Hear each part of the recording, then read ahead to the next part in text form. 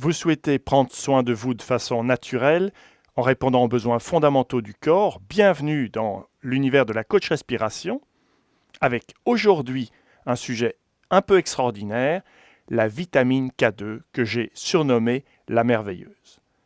Pourquoi ? Parce qu'elle a de nombreux bienfaits pour la santé, elle est totalement naturelle, sans aucun danger et aujourd'hui nous allons nous intéresser spécifiquement à son effet sur l'hypertension. Alors, tout est parti du témoignage d'une personne ici sur cette chaîne qui me signalait que son médecin lui avait prescrit juste de la vitamine K2 et grâce à cela, elle avait pu éviter de basculer dans un traitement. Eh bien, j'ai mené une enquête et en effet, il y a des publications très sérieuses, notamment celle-ci de 2021, c'est en partie de la recherche de pointe, qui conclut que tout simplement, la vitamine K2 est un acteur négligé de la santé cardiovasculaire. Et ce n'est pas quelques pourcents de réduction du taux de maladie, c'est vraiment un effet tout à fait significatif et extrêmement intéressant car naturel et sans danger. Notamment, aujourd'hui, il est démontré, reconnu, qu'un apport de vitamine K2 permet de réduire la rigidité artérielle, et lorsque vos artères sont trop rigides, c'est là que le cœur doit pulser plus et contracter plus, ce qui va favoriser, causer un risque d'hypertension.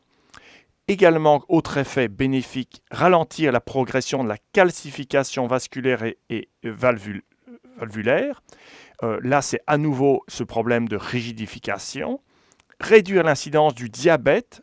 On parlait de l'hypertension, mais il y a aussi un effet sur le diabète et en fait sur plein d'autres maladies, mais j'en parlerai dans une autre vidéo.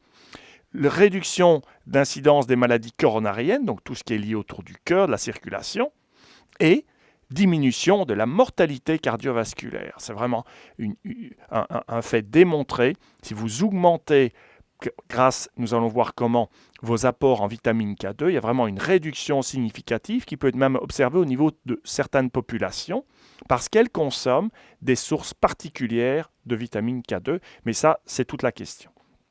Alors, si ce sujet vous intéresse, eh bien, bonjour à vous, les abonnés, ceux qui nous rejoignent. J'espère que vous allez bien, sincèrement. Et qui suis-je ? Bien, je suis Jean-Marie Defossé, je suis titulaire d'un doctorat en sciences spécialisé en physiologie et auteur de nombreux livres de référence sur les liens entre santé, respiration, stress.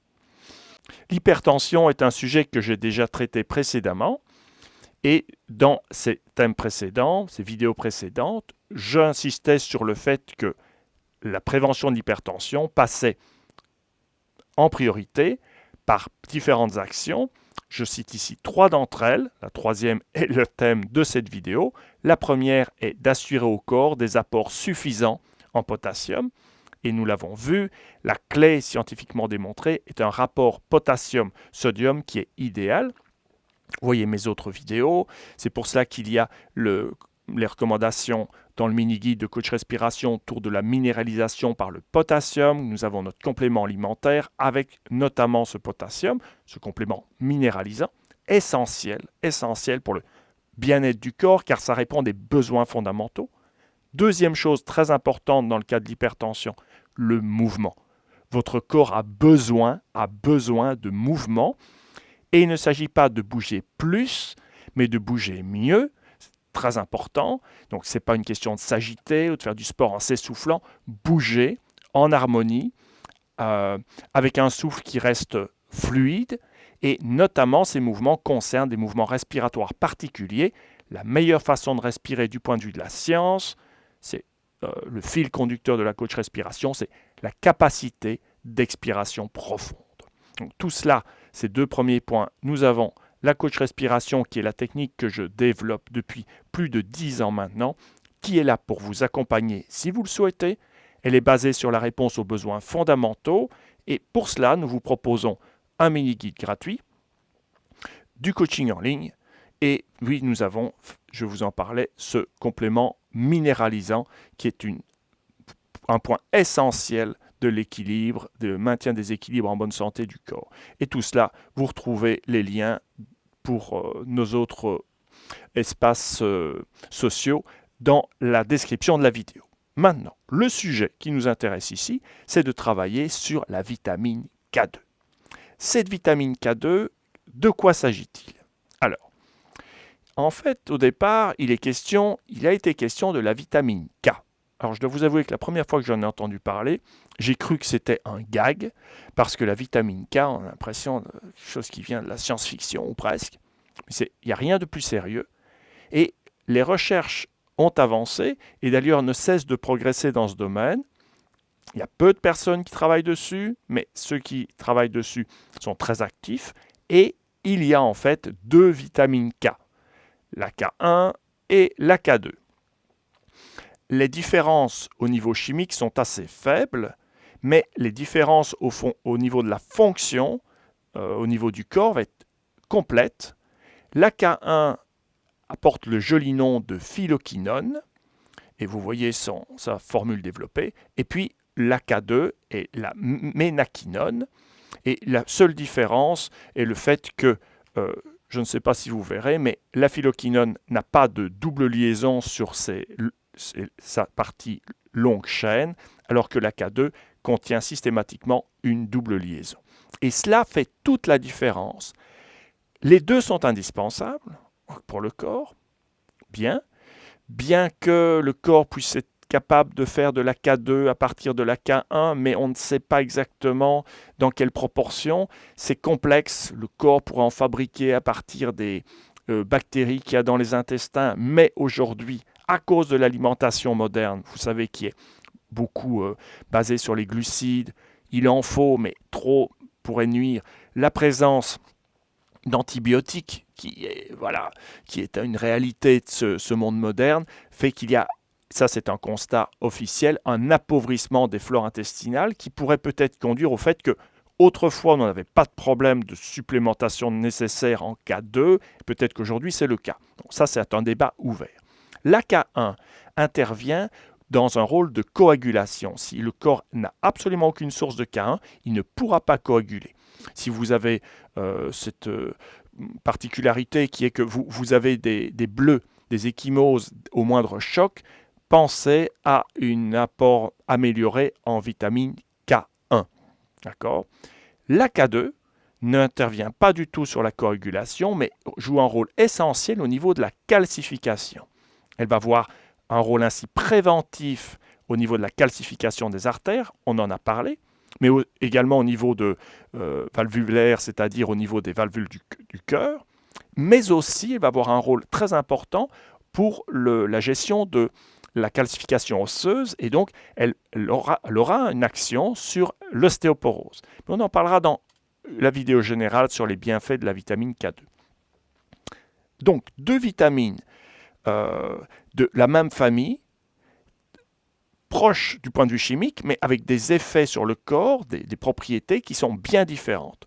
Pour la petite histoire, il existe une vitamine K3, qui est en fait juste le radical avec les 2 cycles que vous voyez là, et qui est utilisé, paraît-il, en nutrition animale, et qui est toxique à plus ou moins haute dose chez l'humain, ce qui fait que, normalement, elle ne doit jamais être utilisée chez l'homme.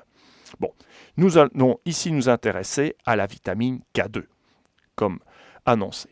Alors, cette vitamine K2, quels sont les apports recommandés?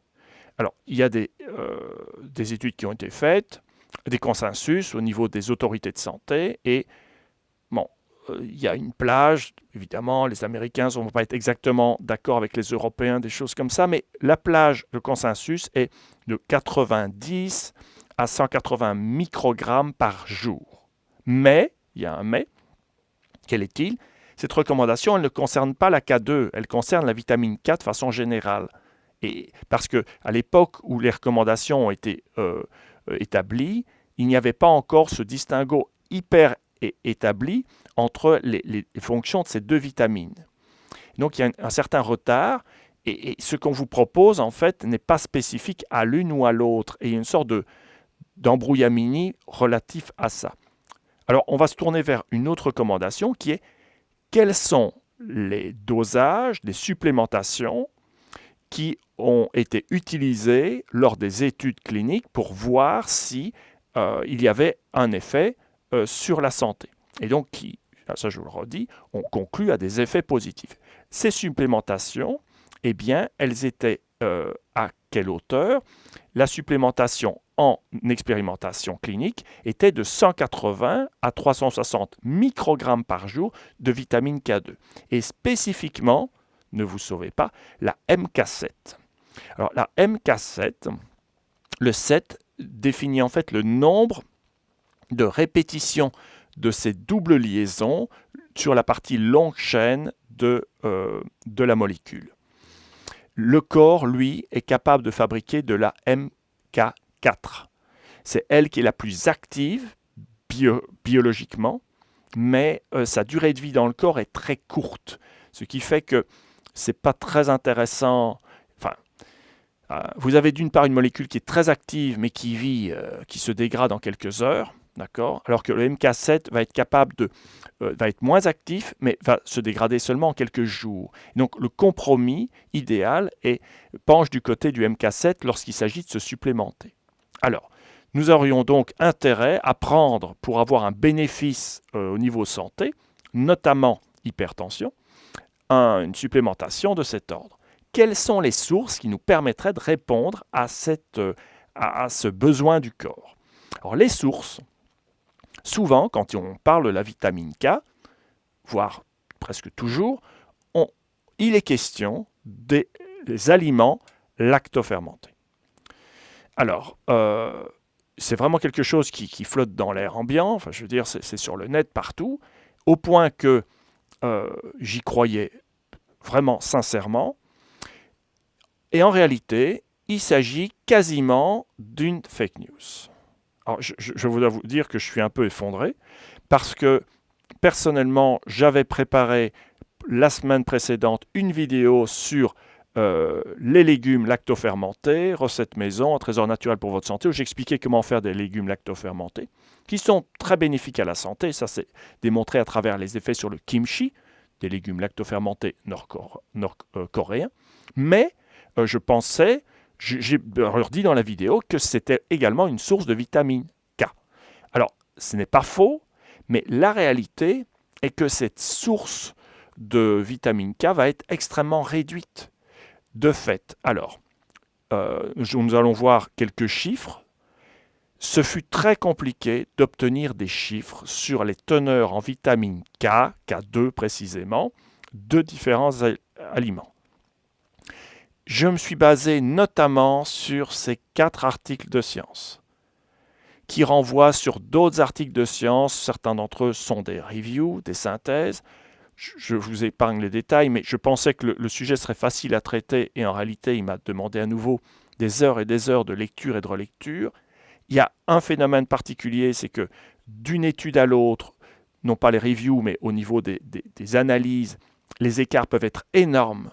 Non pas de 1 à 10, mais de 1 à 100 pour un même aliment. En fonction, les auteurs parlent d'où l'aliment a été produit, dans le cas des fromages. Et en réalité, la conclusion qu'il faut en tirer, c'est qu'on ne peut pas être sûr de la concentration en vitamine K, sauf du fait qu'il y en a très peu dans la majeure partie des aliments, et trop peu, pour être une source efficiente, dans les aliments lactofermentés, à l'exception d'un seul. Bon, si on parle de la choucroute, qui est un aliment lactofermenté le plus connu parmi ceux qui peuvent être proposés par chez nous, eh bien, on a 10 microgrammes par 100 grammes. Bah, si vous vous rappelez les apports recommandés, c'est pas possible parce que ça va vous faire manger plusieurs kilos de choucroute par jour. Donc, on ne va pas y arriver.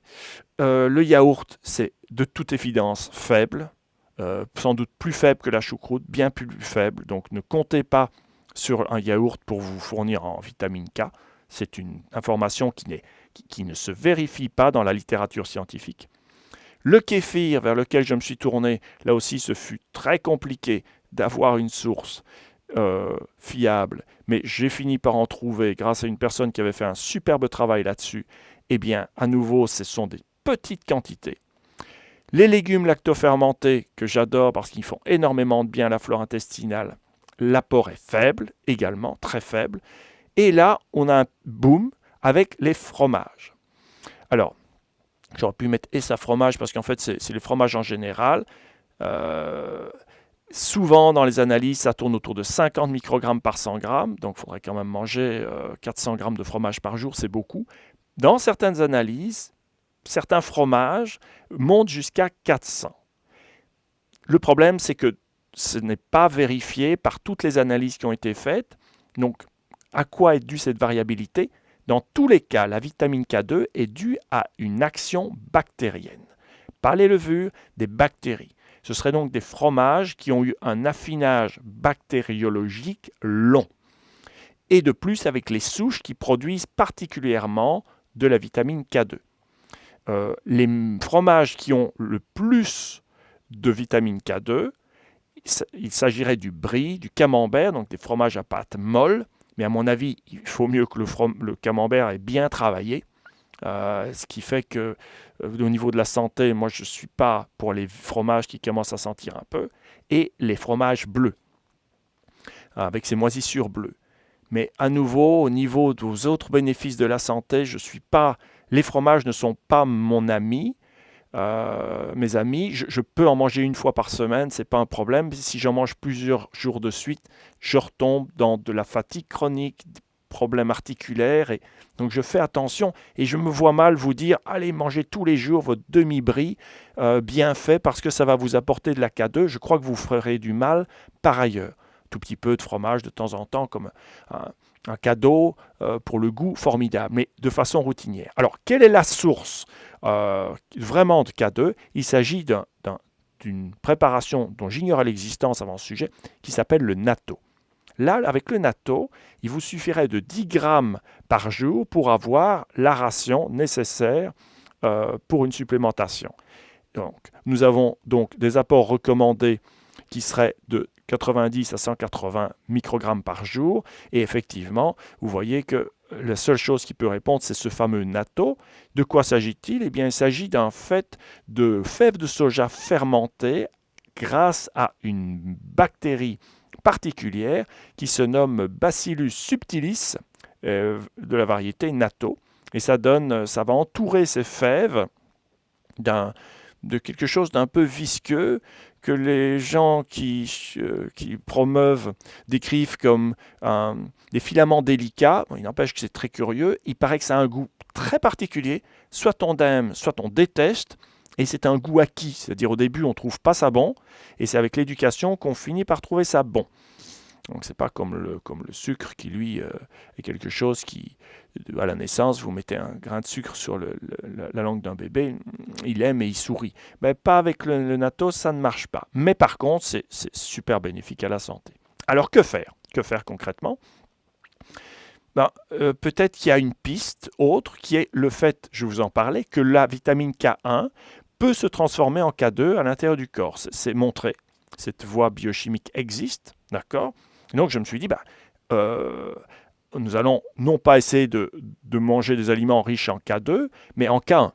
Et je suis reparti dans des recherches d'analyse. Et qu'est-ce que j'ai trouvé? J'ai trouvé que le top, c'était... Alors, de façon générale, il est dit que ce sont les légumes avec des feuilles très vertes, d'accord? Donc, il y a alors la choucroute, oui, bon, c'est un légume avec des feuilles pas très vertes, ce n'est pas un légume. Ce qui est sûr, c'est que c'est fait avec du chou vert et en réalité, plus le chou sera vert et pas blanc, et plus vous aurez de K1 dedans dès le départ. Plus la lactofermentation génère un peu de K1, mais certainement aussi de la K2, et donc vous pouvez atteindre de l'ordre de 400 microgrammes par 100 grammes de K1. Et ça, nous allons voir que les apports conseillés, les apports utilisés pour les supplémentations en études cliniques ne sont pas les mêmes. Donc attendez avant de crier victoire. Des légumes avec des feuilles vertes, vous avez les choux de Bruxelles par exemple, les choux calais, difficiles à manger quand même, les choux brocolis, les choux romanesco, enfin, consommez les choux les plus verts possibles. La salade, mais ce n'est pas un miracle. Certaines analyses montent à 200, mais c'était une ou deux analyses. Plus souvent, c'est plus faible. Parfois, on vous parle des œufs, mais il faudrait manger, je ne sais pas, plus de 10, 20 œufs par jour, pas possible. Et le foie, mais dans le monde d'aujourd'hui rempli de toxines et d'angoisses, je déconseille vraiment de consommer du foie pour se faire du bien. D'autant que, vous voyez un peu d'où ça tourne, le record c'est la choucroute avec 400 microgrammes par 100 grammes, les choux, brocolis, il y a également les épinards, mais leur vitamine K1 semble peu assimilable, et on est autour de 150 microgrammes. Or, les apports utilisés en supplémentation pour que la vitamine K1 fasse du bien dans les études cliniques est à 1 à 2 mg par jour cette fois. Donc, si je reviens en arrière, ça fait qu'il faudrait manger 250 grammes de choucroute chaque jour ou 1 kg de choux et brocolis pour arriver à 1,5 g, 1 mg pardon. Donc, ça ne peut pas le faire. Ça ne peut pas le faire de cette façon. Donc, que faire concrètement si vous voulez vraiment de la K2 ? À ce stade, il n'y a pas 1000 options. Je vous en propose 2. Je vous en donnerai une troisième qui, là, sera expérimentale dans la prochaine vidéo que je ferai sur la K2. Que faire ? Il y a soit consommer 10 grammes de natto par jour. J'ai regardé un petit peu et ça se vend sur Internet, ça se vend dans les magasins de régime, enfin de santé. Ça peut se trouver dans le commerce, pourquoi pas. Vous ne détruirez pas la vitamine K avec le transport et des choses comme ça, donc il n'y aurait pas de souci. Encore faut-il aimer le natto. J'en ai commandé, je vais voir ce que ça donne. Je vous raconterai, n'hésitez pas à laisser des témoignages si vous connaissez. Et l'autre solution, c'est de se complémenter avec de la vitamine K2, à raison de 100 microgrammes par jour.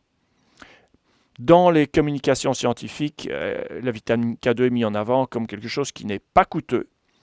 Il n'empêche que sur Internet, je voyais que pour se supplémenter pour 90 jours, c'est quand même 20-25 €. Alors, ça fera encore quelque chose à acheter, mais écoutez, au vu de tous ces bienfaits, et si c'est pour prendre à la place des médicaments chimiques qui, eux, n'ont rien à voir avec le vivant, qui peuvent avoir leur justification, je ne sais pas là le débat, mais à choisir, je préfère nettement mettre 20 € dans une boîte de vitamine K2 que de passer sur des médicaments anti-hypertensifs ou particuliers pour l'hypertension ou pour le diabète. Vous verrez, il y a bien d'autres bénéfices à se supplémenter en K2, notamment, petite parenthèse, elle aurait une fonction normalisatrice quand il y a beaucoup de perturbations lors de le début de la ménopause.